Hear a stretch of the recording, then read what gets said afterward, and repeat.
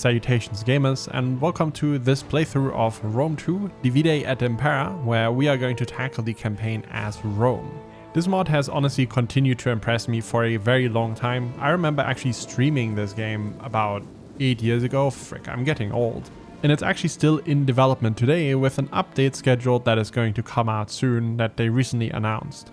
This playthrough is going to be lightly edited to make it flow a little bit better. I cut out a lot of the waiting times. And my overall goal is just finishing the grand campaign with any of the available victory conditions. I hope you enjoy. I don't know why I keep returning to Divide Et Impera, but I've been playing this for probably 10 years at this point. Just on and off, every now and then I return to do a campaign, and I can't explain why, but this might be overall my favorite Total War experience right now.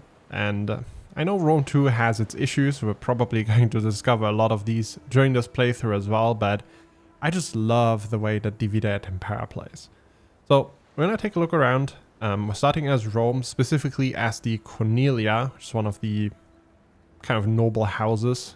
And we're going to take a look what we're dealing with.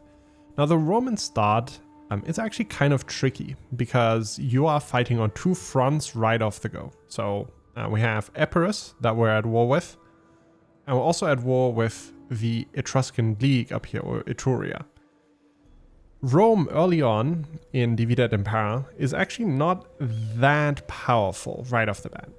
We have a lot of land and we have great income potential, but our units are also not exactly amazing, right? We have Principes Hastati and the Triari, all of which at this point are still using spears. So that means they are not the melee powerhouse that our later legionaries are going to be. They're not bad units by any means, but they are just not as powerful. Now, I want to take a look at the diplomacy screen, first of all, because there is an easy solution to this problem. And this solution is making peace with Epirus. So, I'm going to talk to them, and we'll see how much this is going to cost us. By this war. Now is the chance to end the struggle. See if we can get them down to 700. No? Okay. 1,000. 900. Try 900. Alright. This mod is called Divide Et Impera after all. Divide Et Impera stands for divide and rule. So we have to divide our enemies, which is what we've just done. And now we can tackle Etruria in peace without having to worry about the Etruscan League. And then in, I think, like 7 turns is how long the truce will last. We can head back down there and then take Taras. So that's going to give us plenty of time. We're going to move our second army, Legio 1 Italica, up here as well. And we're going to start recruiting in Legio 2 Equestris.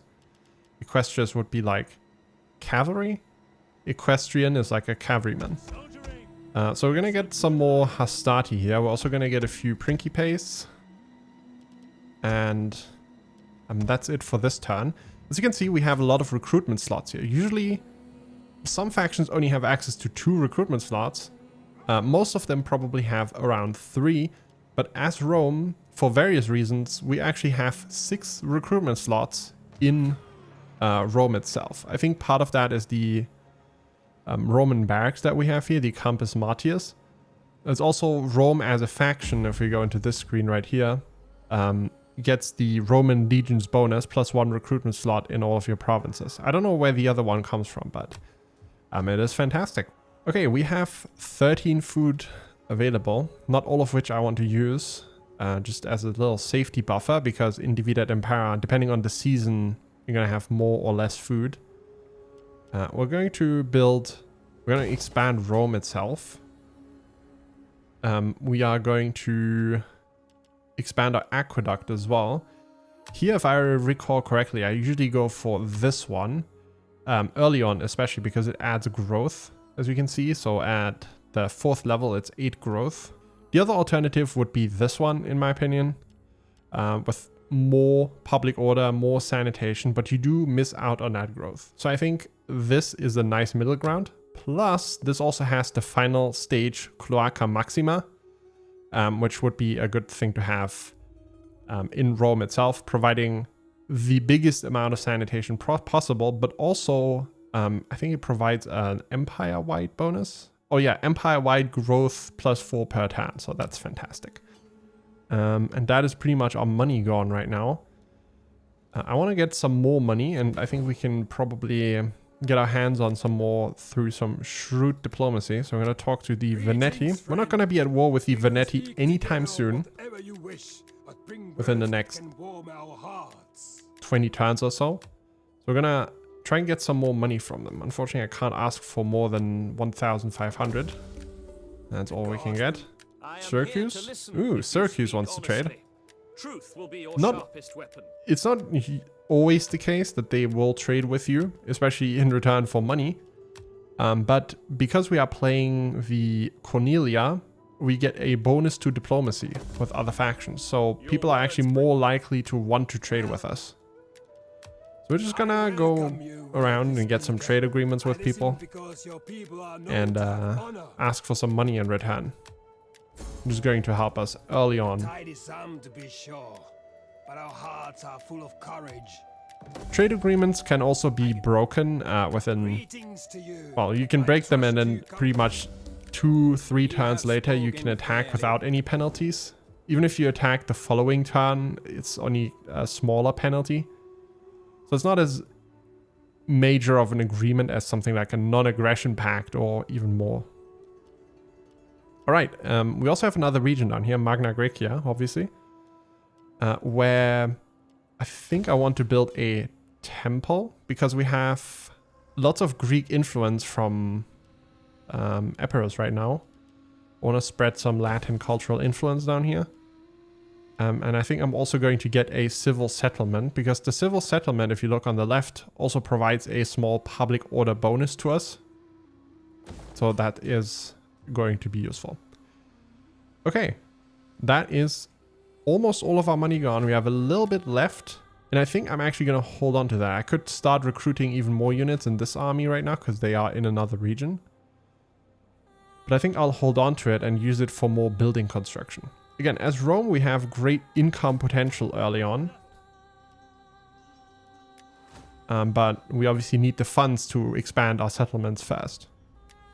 Alright, so as far as technology goes early on, we already have research in supply reforms all the way into better siege tactics. We do need the barracks construction for the champions, plus 10 ammunition for all missile units is also pretty great. I think that's what we'll do first. What I do like to get very early on is tax labor into water sluicing, because of the extra growth and free sanitation pretty much, right? This is like 9 tons of research from that point on. So this is just a nice bonus to have. Okay, that's it for this turn. Okay, here we are. We're gonna send our army closer to the border. Can't spot anything yet across there, but there's definitely an army from the Etruscans sitting right next to that. We are boldly just going to keep continuing right on the border. We're going to get some cavalry. And then next turn we'll also get some... Actually, I think I want to go with javelin men. With these armies instead of these slingers. We could recruit 1 unit of slingers right now, but we'll just wait until next turn. As you can see, we are already out of money again. Cavalry is not very cheap. Okay, this turn we're going to get ourselves some more... ranged units, get those javelin men. I do really like javelin men because you can actually use them to nuke enemy heavy units. Whereas slingers are mostly just meant to counter enemy ranged units. So I feel like the javelin men, in theory, actually have a bit more synergy with Roman armies, at least later Roman armies in general, because Rome doesn't really sit on a hill somewhere and use slingers to just kind of win the skirmishing duel and force the enemy to attack them, but Rome is very much proactive in attacking. They are very much an offensive kind of army, with legionaries being a strong melee unit. It's a strong assault unit. So I think javelins might actually be a bit of a better fit. Plus later javelin, which these levies actually turn into. I think once we get the upgrade, they turn into velites. They are also a bit more sturdy than something like slingers. Okay, and that is, in theory, everything that we need to win this battle. We have 17 units in here. We have a few extra units in this army. So let's see what we can spot. We're gonna carefully make our way in here and hope we don't get ambushed. No, here they are. What I'm gonna do is I'm gonna siege this, which should block these guys from helping. And then we're gonna attack with our main army. These guys should retreat, is my guess. Alright, there's the retreat. Now, we are in range to attack them. And I'm actually going to do that this turn. Because if we were to attack the settlement right now, next turn what they would do is just run over to Arminium. And that would be terrible. I would hate that. If they just attacked Arminium for free. Meanwhile, if we attack them now, they can't run anymore. They've already disengaged. So we're going to go for this. We don't have our other army with us. I don't think they would have enough movement anyways. But this is a much better isolated battle. As you can see, they have one cavalry unit. They have only one skirmisher unit. And outside of that, they have some mediocre infantry. So this should be a pretty easy win for us. Okay, here we are. The battlefield is fairly flat. We have some hills in the middle here that are kind of interesting. But for the most part, I think what's going to happen is that they will hide over there in on this little incline in the forest. What I'm going to do here with our army is not play like the Romans historically probably would. Because I don't think it's very effective in this game, to be honest. What I like to do is use my Principes in the center front, because they are heavier units than the Hastati. They have the 2 speed, but in return they get heavier armor. They're just sturdier melee units. We're going to put the Hastati on the flank. And the reason for that is they have 3 speed. So if anybody tries to flank around us, the Hastati will be able to catch them. Meanwhile, our center is nice and sturdy. Also, if we envelop the enemy, meaning they only really attack part of our front line, we're able to flank around with the extra speed that the Hastati have. So that's at least my theory behind it. The only thing that I'm doing similar to what the Romans would have done is keeping the Triarii back, because I think they are a great unit in support of wherever, you know, the enemy is hitting us the hardest. They have good defensive stats. We can use them to keep our backsides clear, and I think that's the best way to use them with the other units. I think they're also too expensive to waste in the front lines, just because they use tier 1 population. So it'd be a bit tricky to replenish regularly, at least. We're gonna put our skirmishers very standard right up front. I'm very confident we can just win this skirmish battle. We're gonna put cavalry also very standard just on the flanks to screen our army, make sure we don't get attacked or from the sides. There's one enemy cavalry unit. Actually, they are on the right side. I think what we're gonna do is we're gonna double up our cavalry on the right side. Kind of move our general over here in case anybody tries to flank around. We also still have the Triarii. Maybe I'll move one unit just over here. Alright, that's a very balanced army formation. We're gonna try and make sure that they don't take this hill. We'll go in here with a bit of speed. I don't really want to fight around this hill at all, to be honest. But as you can see, they're not moving, so we'll be fine. We'll slow down, conserve some stamina, as they don't seem very interested. And we'll try and gain some width here with our cavalry. Force them to react to this. The most likely thing to happen is that they send some spearmen and the cavalry. Here we go. You can see they are definitely reacting to our cavalry on the side.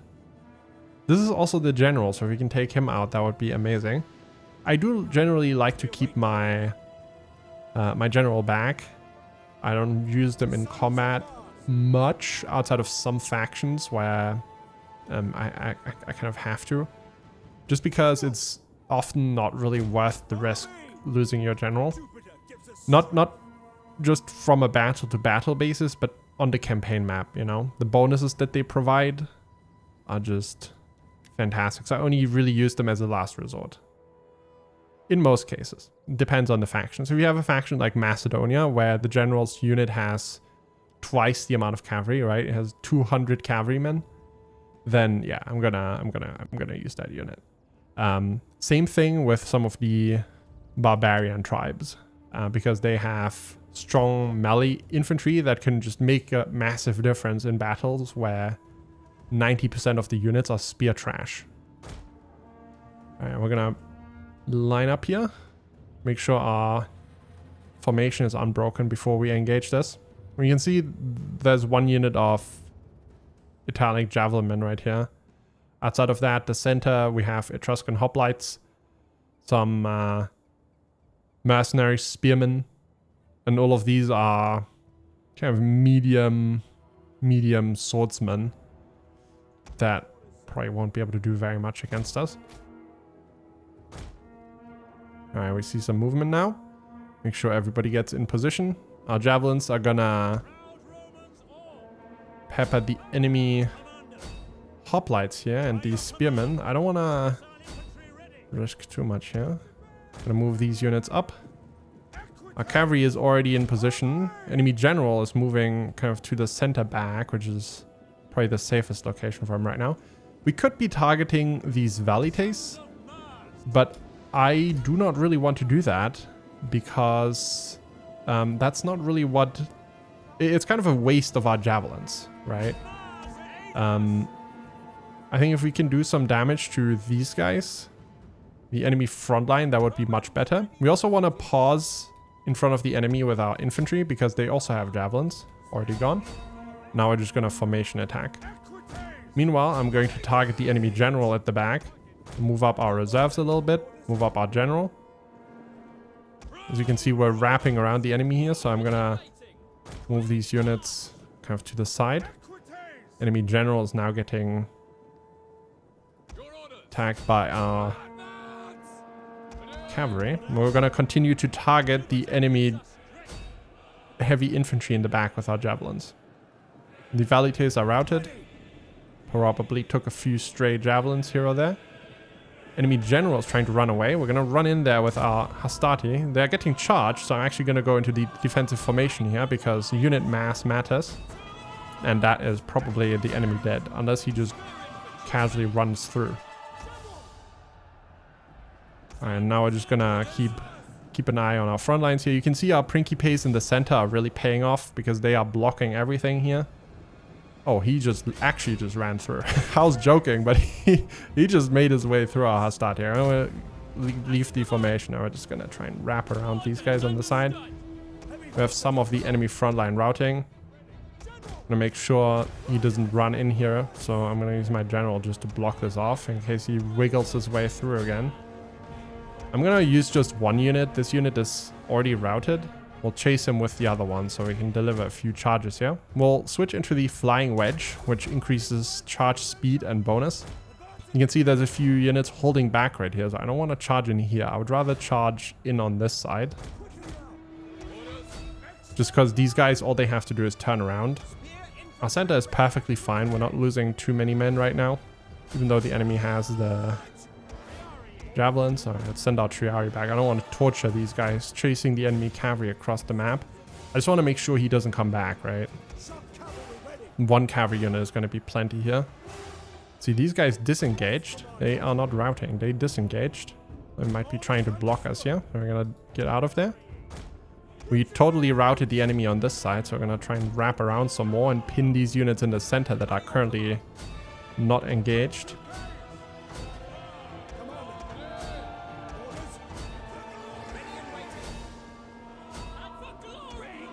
Alright, but the general, he's not coming back. He's gone. He's off map.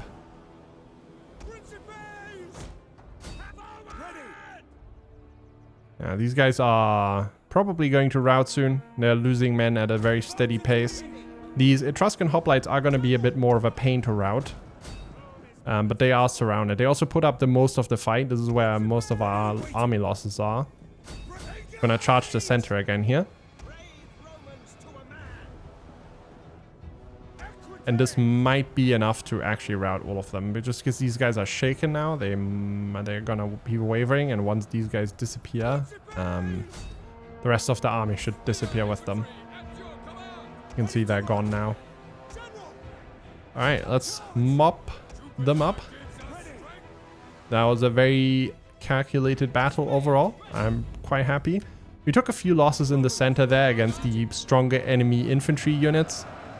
But you can see they were no match for the might of Rome. Damn, Etruscans. Yeah, I love how they cheer. It's just great. Oh, he stabbed him.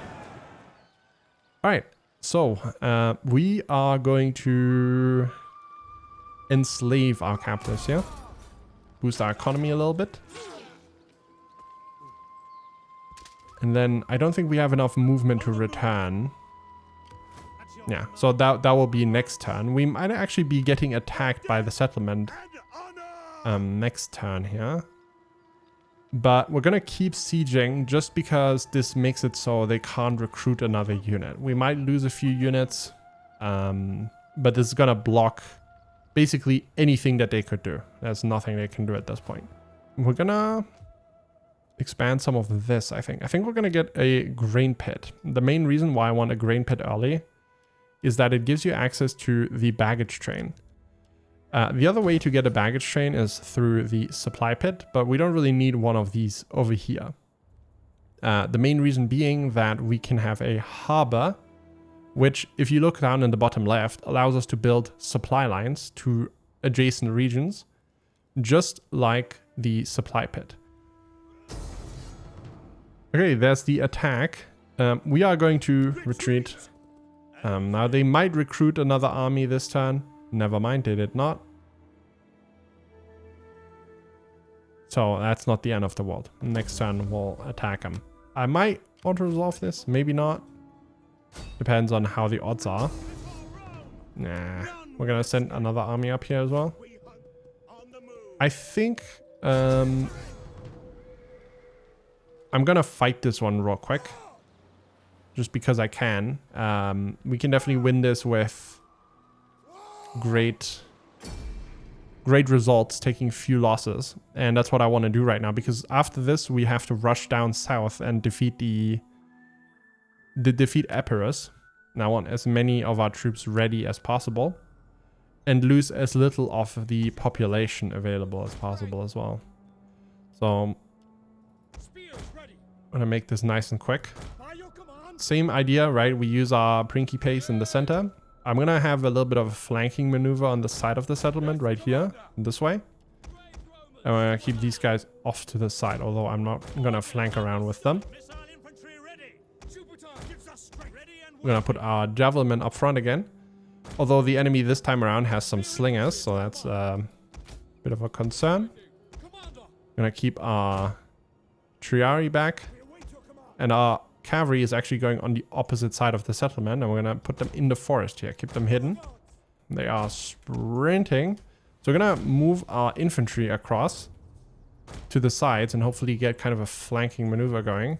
We also have our reinforcements coming in, so we're gonna send these in here real quick. Part of which are these units right here, the Chameleon Elite Hoplites and the Chameleon Heavy Spearman, which are basically just Chameleon versions of the basic Roman units. They're identical, but I think they are a bit cheaper to get. There's also these Campanian cavalry, not companion cavalry, Campanian cavalry from Campania, which are excellent cavalrymen that are fairly expensive. These are, in practice, skirmishers, but they can perform very well in melee as well. So these guys will rile up the enemy's backline a little bit. Okay. Ready to skirmish. We are being peppered by slingers right now. Oh boy. Get these guys in position on the flanks. I want to make sure that we always use our javelins first, right? I want to make sure that we pepper the enemy in javelins. Because we have them. Might as well use them. What do we have back here? Citizens. We're going to run into those with our cavalry. Put them in flying wedge. Alright, see, we're getting charged before we can even use our javelins here. Some of them are getting their javelins off, throwing them into the enemy's sides. That's the enemy general right here. These guys are getting pelted, so they are close to routing. Make sure we put these guys into guard mode so they don't chase enemy units too far. I'm using one of our Triari here to block this little gap. Being charged on the flanks now. That's fine. These are just some citizens, so we're going to be able to deal with that just fine. I'm going to push into the enemy's back right here with one of these Restauratio units to force their skirmishes on the move. And then also make sure we pin these units right here. And flank around this side. See what our cavalry is doing. They are now still chasing these citizens, which are kind of fast. Full speed running in there. Here's the charge. Ooh, yeah, there's no weight at all to the formation here, which is why they punch through that. No problem at all. Our javelin are peppering the enemy front line right here. We're gonna start our flanking maneuver on these citizens, which are, to be fair, being dealt with pretty easily by our Restauratio on the side. General's just sitting back enjoying the show. These guys are routed on the side. I'm gonna get in the enemy's back. These citizens are gone, and we're gonna speedily run into these slingers who haven't gotten a single kill so far. So they are not having a greatest time right now. These citizens are gonna rout very soon. Now it's just the enemy general right here. It's a bit of a concern, but he's gonna be gone soon as well. He's already shaken. He does not want any part of this. I'm amazed by... Oh, these are town guard. I thought all of these were citizens. These are town guard. I thought these citizens were holding this for like minutes. Alright, that's the game right here. The thing with population is that the more you have, the quicker it actually rises again, which makes sense, right? If you have 40,000 people, then you're going to get more people just because, you know, more people doing people things to make more people. And that means we want to get the initial population numbers up as fast as possible because that's going to snowball our population faster. Hope that makes sense. We're going to occupy, and that is Arretium in our hands. Fantastic. Now we have 2,000 coins left. We can actually expand one of these settlements. And I think we're going to do that in Arretium. We're going to... Oh, we are lacking... the tiniest amount here. The tiniest amount to build this vintner, which is painful because we might get... Can I get some money from anyone, please? Liguria? Well met, friend. Sit and let your words move me to anger or agreement. Will you give me 150 coins? Yes. Okay. I'm not planning on attacking Liguria very soon, so this is fine. In return, I can buy the vintner this turn. Okay. Now, next turn, we're going to make our way down to Beneventum. Our income, as you can see, is kind of microscopic right now, and we have some public order problems. Down in Magna Graecia, it's not too bad, but we definitely have to tackle it, because you don't want to have the public order drop too far, as there are kind of passive effects in the background. You can see right now we have an indifferent populace. If this drops too far into the negative, we're going to get an outraged populace. Conversely, we can also get bonuses depending on the overall public order levels. For our traditions, our army traditions, here we're going to go with the Vanguard Legion. And the main reason for that is melee attack is a fantastic stat for Rome, as legionaries are the main driving force. Same thing with formidable fighters. And we're going to go for inexorable conquerors, because of the extra morale in foreign territories, which we are going to need as Rome as well. Next up, for the skills, we are going to go with one of my favorites, Military Logistician. Even if you don't get anything else inside of this tree, just putting 3 points into Military Logistician reduces upkeep by 15%. There are very few things that are as good as reduced upkeep because it just allows you to field more armies. Our base stats as Rome are also already pretty great, so there's not really much of a use to upgrade the units even more. Although I do still like to go for Ferocious Warrior and then go Trained Swordsman. Same reason, 9 melee attack, 9 melee defense is going to be really good in combination with our Roman legionaries. So we're gonna get Ferocious Warrior as well for now. Magna Graecia secured. Yeah, so that is an event that can trigger because we are not at war with Epirus anymore. It thinks that Magna Graecia is secure, but it's really not. We just made peace with Epirus. And I think this actually snowballs the Carthaginian events that happened in DI a little bit earlier. Basically, we are on a track to war with Carthage no matter what we do, which is fine. But I think making peace with Epirus triggers that stuff early. It's not ideal, but that just means we have to deal with Epirus faster now. So we're going to recruit a few more units here. Maybe not in this region. We'll try and see what we have down in Magna Graecia. We're going to add 2 more skirmishers over to this army. Actually, let's get some slingers in this one. Just a few. And outside of that, we really have just no money. We're really broke. Alright, our trade agreement with Syracuse was dissolved, and I wonder if that is because... What? Democratia Syracusan. Ugh. Ugh. Ew. Can we trade with you? Oh, we haven't discovered them on the... That is awful. I think they probably got defeated by Carthage and then were liberated. I think that's what happened. That is terrible. You can see our income is pretty good now though, so that's nice. We're gonna make our way down here. Let's see what units we have. Ooh, Brutian infantry. I want to get our hands on some of these guys because these are swordsmen. They are not great in terms of melee attack, but they have good melee defense for swordsmen. We can still use them as kind of flanking units. They do have 3 speed, good morale, good armor. They're just good all-around units to have. Although I think we are limited to having 4 of these in total. I get some more over in this army. And that's it for this turn.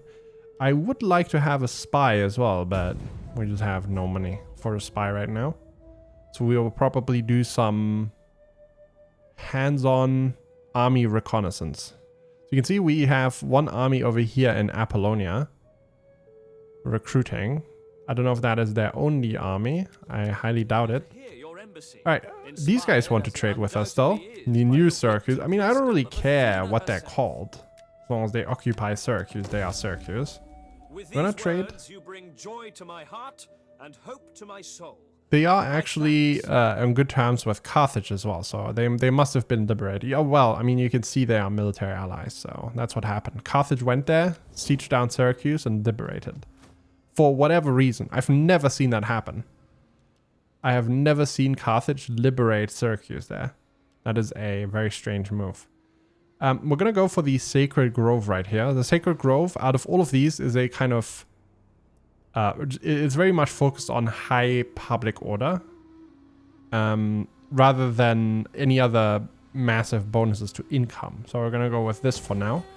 We might specialize that later on, but for now I think that's the way to go. We're going to upgrade this village right here for extra food, as well as olive resource. One of the reasons why the Roman starting region is so good is because all of these settlements provide unique resources, right? You have fish, salt, wine, all of that makes Rome a very good commerce region. Over here you also have the olives, and the only settlement that doesn't have a unique resource outside of the main, the capitals, is going to be Cosentia down here. Okay, we're gonna send an army in here. about halfway. You can see this is our movement down here. So if we send them to this point, we can still start raiding, which takes half of the movement, as you see. I'm gonna do the same thing right here. These armies are next to each other and we're gonna raid. That's going to boost our income a little bit more while we make our way down into Taras. And that would be an easy win right there. Send these guys over as well. Now, the downside is we do not have any siege equipment. We might spend another turn sieging this down. Or do we just go with the two ladders that we have? They do have a lot of archers. That might be an issue, but I think we're gonna go for it. The thing is, as attackers, we can always decide to turn around as well. We can always withdraw. I think this would be as good a spot as any to attack, to be honest. This side right here, and then we'll send some units over to the gatehouse and try and take it over. So we're gonna have Brutian infantry take over these two. Our reinforcements are coming over from this side as well, so that's useful. Right, take these. We're gonna stay out of range for the time being. We should be out of range of the towers right here. I can't see the lines if I press spacebar. Usually you can, but I think we're out of range of any towers. We'll just park our infantry here while we wait. Wait for our reinforcements. Make sure everyone's ready. Just keep all of these units over here. We're also going to keep our javelinmen back for now. I'll put them kind of on the flanks here. Let's wait. Make sure everybody's here. Oh, we have some missile ships over on this side. Might as well intercept those. I totally forgot that the enemy would have some ships here. Give them a moment. Alright, we can ride close now because they're not going to start shooting. And we're just gonna destroy these guys. Not much they can do. Our cavalrymen have great armor, so a few arrows aren't gonna hurt them. Unfortunately, this is not the greatest move for them. They could have probably landed their ships like in the port over here as well. But, you know, this is Rome AI. This is just not a good day for them. These guys are trying to make it. They know they're screwed. I mean, they are running. Sure, these guys are routed first. But yeah, our cavalry early on, 28 armor is pretty good. These are definitely firmly planted in the medium cavalry category and not light cavalry. Let's make sure we ride across and take these guys out as well. This unit is gone. Delete these ones as well. And that is 2 useful archer units gone for the enemy. Alright, there's our reinforcements. They're almost here, so we are going to start this attack now. We're probably going to take some losses here on our Brutian infantry. But it's fine. I can't really direct them to land any further to the right, which I'd like to do, but it's okay. And we're also going to move the rest of our army up closer a little bit. Oh, these are additional javelinmen, right? Might as well send them forward. Here come the arrows. The front arrows aren't that bad because a lot of them will just get stuck in the ladder itself. They also aren't using fire arrows, so the ladder should be fine. These guys are using... Oh, now they are. Never mind. Oh, man, there's a lot of archers. See if we can't just distract them. We're not very likely to deal much damage to them, but it is going to stop them shooting our Brutian infantry. These guys are important. These swordsmen should have an easy time with most infantry that they... Well, pretty much all of the infantry that they have. The town guard and so on. Meanwhile, levies, unfortunately, are taking a bit of a beating. They do have shields, so they're not completely helpless. But, They are cannon fodder right now. And I mean, they are doing a fair amount of damage to these enemy archers up there as well. Alright, here come the ladders. Taking a bit of a beating, but so far no deaths on our British infantry. I think we're gonna pull these units back over here. Kind of get out of range of these further archers over there. I think it's a good idea. And let's target these units right here. Alright, there's the ladders. Time to get up there, boys. Still no losses, but that's about to change. Alright, here we go.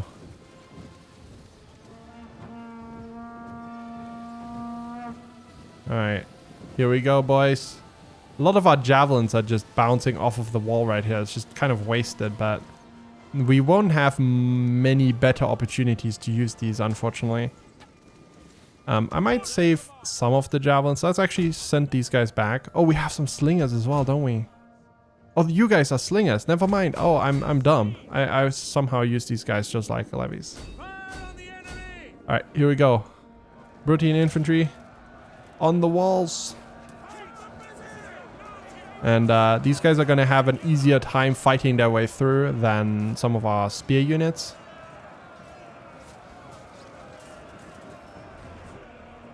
Make sure that I direct them in the right way.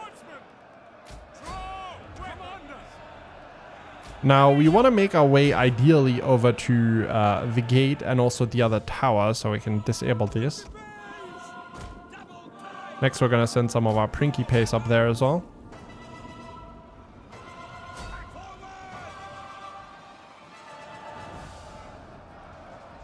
I'm not sure if you would say Prinky Pace or Princi Pace. Something tells me that Italians would never say Prinky Pace. I think Princi Pace sounds more Italian to me, right? I think I'm going to say Princi Pace. I think that's what the voice actor here says as well. I don't know. I don't speak Latin, unfortunately. But Princi Pace sounds more Italian.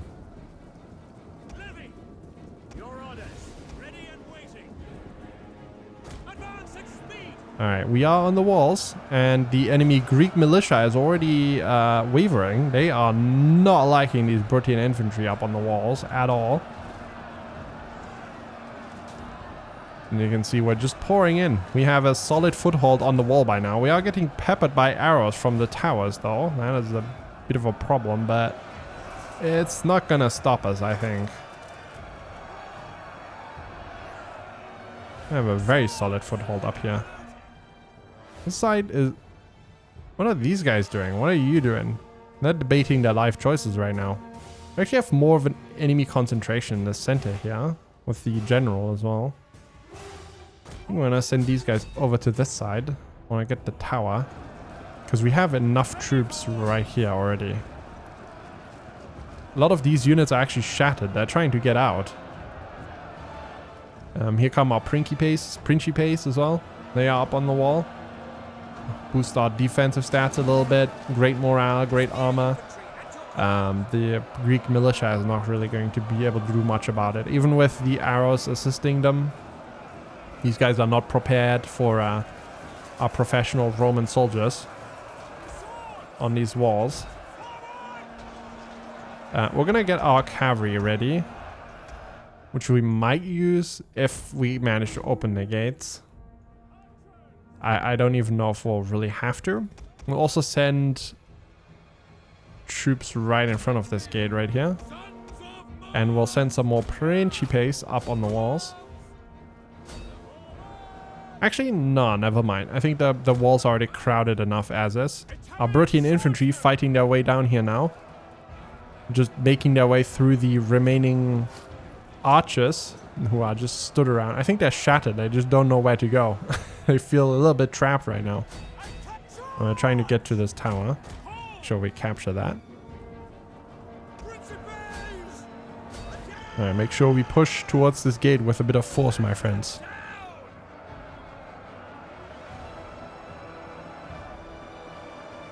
Need to see some passion, some energy, some passion, some energy.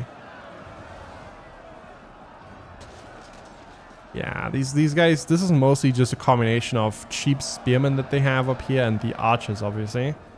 Oh, we actually see... Oh, okay. So these guys are pouring out of the gate because they're routed. Here's what I was talking about earlier. Some aspects Rome 2 is just... it doesn't change much about the battle right now, but it's a bit of immersion breaking. These guys are shattered and they're not properly running away. But it's not the end of the world. Meanwhile, we are still pushing forward on the gate. This one we have taken, so we're gonna run back with the Brutian infantry. We could take more towers, but it's kind of pointless. We're gonna run these guys back. And the gate should be ours soon as well. We can actually leave and get down. Maybe get a unit over here. But we can see even the units that haven't fought, yeah, that's it. Game's over. Once we were on the walls, it was all over. Alright, and we are going to occupy that. Actually, do we... No, we don't loot because it's already such a big region that we have. I don't want to destabilize this place further. I'd rather take the good public order at the moment. And that is Taras in our hands. We'll need to invest a bit of money to turn this place around. Get another field of Mars here. This we are going to turn into a... I think we're going to get a delicatessen. Very confidently taken Taras here with minimal army losses. That just wouldn't be possible if you fought this automatically. We have an army of emperors down here. That is pretty small. But they could come around and obviously try and annoy us on this side. They're not really going to be able to do very much damage. The one army that might be able to do something is this one. But they are unlikely to sail over after we took Taras the way that we did. Alright, outside of that, we can do more research. And I think we're going to do what I said earlier. We're going to go for tax, labor, and water sluicing. Again, for the sanitation and growth, which are just really useful stats early on. Rome in general doesn't really struggle much with sanitation. This place has a bit of a problem right now, but it's just a 1% outbreak risk. So it's not the biggest issue. The reason why Rome doesn't struggle with it is because we get the aqueduct building line, the sanitation building lines very early on, and we're going to spam these in pretty much every settlement. We have discovered Athens, so we're going to try and trade with them. Friendship that has been and friendship to come. Greetings. Now, hell yeah. Alright, 3,000. I must accept. We could probably make peace with Epirus, but we're going to take a penalty for it. Because if you declare war immediately make peace afterwards, you actually get penalized for it. None of these will give me public order immediately. We're going to go for this one right here. 3 public order. Sorry, 3% unit replenishment, 1 growth per turn, and 2 morale. This is actually important because this is the initial skill that they have. So this is going to be upped later on once we spend a few points to 9% unit replenishment, 6% morale, and 3 growth per turn. So it actually very much matters which one of these you pick. And that is all of my money gone for the time being. We haven't even looked at politics. I'm going to put that off until later on. Okay, we are going to move this army out of here. And we're going to move these guys in here. Start governing. And we're going to recruit a few more units here. I think another unit of these Brutian infantry, which we are now pretty much barred from recruiting more of because we already have 4 in total. So these are limited. We're also going to get some more slingers. And that's going to do it for the time being. We're also going to get another dignitary over in Rome. Construction cost, tax rate, construction costs. We're going to go for this guy. Construction cost, tax rate is a pretty good thing to get. Can't deploy him this turn. And next turn we'll probably get a champion as well. As you can see, as Rome, you have a lot of things you can invest in early on. Just because you have so many settlements, you can expand very quickly. So once you overcome this initial stage of being kind of broke and fighting on multiple fronts, Rome very much snowballs. We see this army of Epirus is making their way up again. They could in theory land right here, whereas this army could attack from this side. So that is actually a bit of a concern. I'm gonna move this army out and move these guys close. I'll explain the reason for that in a moment. Get 4 more of these guys. Basically, if this army lands here and they start sieging Taras, then this army could force us into a 1v1 or even into a 2v1, because this army might join if they are in range. So we want to make this army leave Taras, which is a little bit counterintuitive, right? You'd think having the army inside of the settlement would be better, but in this case, what would happen if they now attack is that both of these armies can... both of these armies will be able to strike no matter what they do, right? Unless we retreat out of range. It's basically what we did earlier to Etruria. And here we go. There's the invasion, as predicted. Although they haven't moved very far this turn. They are definitely going to land right there. I would prefer to make peace before it even gets to another fight. So I'm going to try this turn, and any penalties that we get, we're going to take. Research complete tax labor, getting the water sluicing now. Let's talk to them. We are not known as they don't want to make peace right now. How much do we have to give you? Welcome. Speak. No, but very close, no? 1,200, let's say 2,100. No? You stand there A little bit more, 2,500 friends. Yes? Okay, so we are still trustworthy. It's not ideal, but it's going to recover over time. And in return, we don't have to fight them. We save our population and we can probably get some money back, making a trade deal with Macedon. There we go. Alright, well, not ideal. I would have liked to wait a few more turns, but they kind of forced our hands with this invasion. This way we have our armies ready to head north immediately, and maybe we can deal with Liguria and the Veneti. It's going to take a few turns. Meanwhile, we can invest the money that we're making now into our settlements and make a bit more money. And here they turn around. War averted. I think the population system in DI just causes you to make decisions like that, where you'd rather save your population, have the manpower available for other things, just because it's a bit more of a pain to replenish. Although we would very likely have enough troops available here. I'd rather just not take that war right now, because I stand to gain nothing. I don't want to attack Apollonia. I'd probably need to get a fleet. Well, it's not too much of a distance. We could probably make it without a fleet, but holding on to it would be a pain just because it's a different region, right? This place, public order-wise, it would not be very useful for us. The only reason why we might attack Apollonia right now is to rid us of Epirus permanently. And that might come back to bite us in the butt. Because in 7 turns or so, Epirus, in theory, could declare war on us once more. But by then, hopefully, we'll be even more powerful and have enough troops to cover for that. Alrighty, we are back in Rome now. We're going to send our army through this one, and we might recruit a few more units on this one. We could use another cavalry unit. Actually, let's move fast, and then we'll recruit. We're going to get another cavalry unit. We can also get the baggage trains on both of these, which is going to be valuable if we move further north. And outside of that, we also have access to new units here from our auxiliary barracks, I believe. So we have these hoplites right here, 2 different types of hoplites.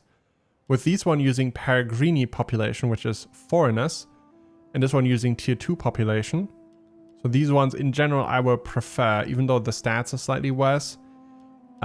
These are just more affordable overall in terms of population types.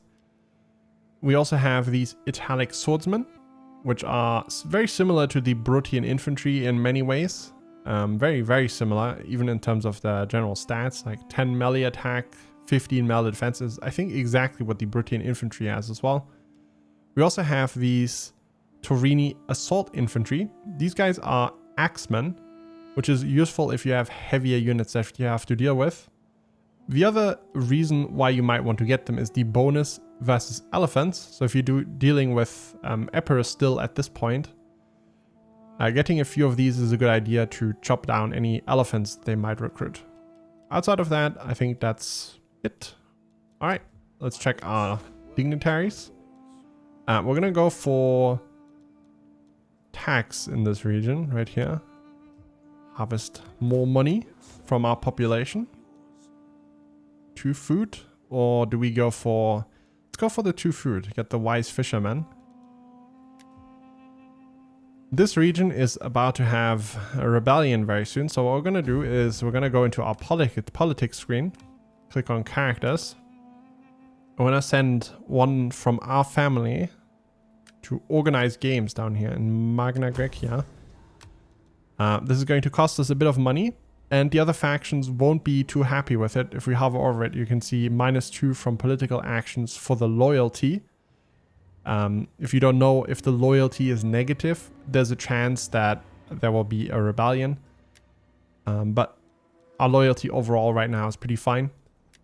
But by organizing these games, we gain political rank. In theory, I should have actually done that with this character. I'm a Dumbo.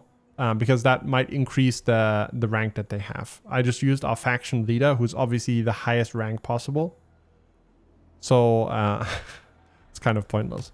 But in any case, that is it for this episode. In the next episode, we will be invading northern Italy and making sure that we secure this entire area, hopefully. And then we'll see what happens down here with the liberated Sicily. Maybe we can use the fact that this is an entirely new faction that is also in good relationship with Carthage to our advantage and kind of stall any war with Carthage for a while until we are more powerful. The biggest power spike that we're going to get anytime soon is at turn 40. If we can get to Imperium 3 turn 40, that's going to mean we get the Polybian reforms.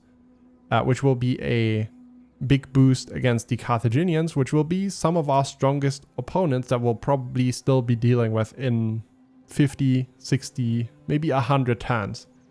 So for now, thanks for watching, and I hope I'll see you guys in the next episode.